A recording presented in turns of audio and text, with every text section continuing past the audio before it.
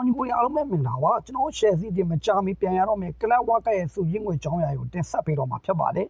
မန်စီးတီးပြင်ကျွန်တော်ရင်းမတစ်အပေါင်းဥရောပအသင်းကြီးစနစ်တီဝင်ဝင်ရရှိထားတဲ့ကလပ်ဝါကကိုမကြခင်စတင်တော့မှာဖြစ်ပါတယ်ဒုတိယပြအုပ်စုအဆင့်မှာတပွဲနိုင်2တန်းရမယ်ဗျာ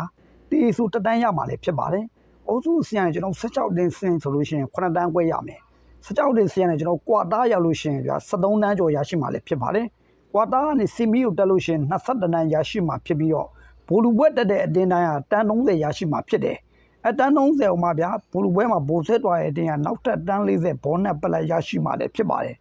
ဒီပြိုင်ပွဲတစ်လျှောက်မှာဗျာတပွဲမှာမရှုံးမဲ့အစအနေအဆုံးထိနိုင်တဲ့ဘူလူပွဲနိုင်တဲ့အတင်းဟာ118တန်းထိရရှိမှာဖြစ်တယ်ဒါကချန်ပီယံလိကိုထပ်တာပုံမှုပြီးတော့များနေတယ်ဗျ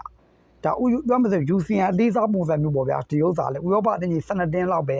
ပို့ဆွဲဖို့များတယ်ဗျာကျန်တဲ့ဥစ္စာကျန်တဲ့တူတိုက်ကတူအေဟီလာတို့အင်တာမန်မီတို့ဘာလို့လဲပါတော့ပါပါတယ်ဗျာကဲအဲ့ကြောင့်ရှယ်စီကတော့ရှမ်းတာပြီးရှမ်းတာမှာဘာဖြစ်လဲဆိုခမောက်စဉ်းစားကြည့်ဗျာကိုဖလန်လီရလည်းရတယ် EPN လည်းကျွန်တော်100တန်း190နီးပါးရတယ်ဗျာခုကလပ်ဝါကကလည်းတပွဲနိုင်တော့2တန်းရရှိမှာဆိုတော့စဉ်းစားကြည့်တော့အဲ့အတွက်ကြောင့်ရှယ်စီနဲ့မန်စီးတီးဟာပုံမခေါ်ယူနိုင်တယ်ဗျာတိုက်စစ်တွေဘာတွေကိုဘာလို့လဲဆိုတော့သူကပတ်စံဒီနေ့ຢာဒီမှာချန်ပီယံလိလည်းဝင်ရတဲ့အတွက်တော်တော်လေးကိုတုံးသွင်းနိုင်မှာလည်းဖြစ်ပါတယ်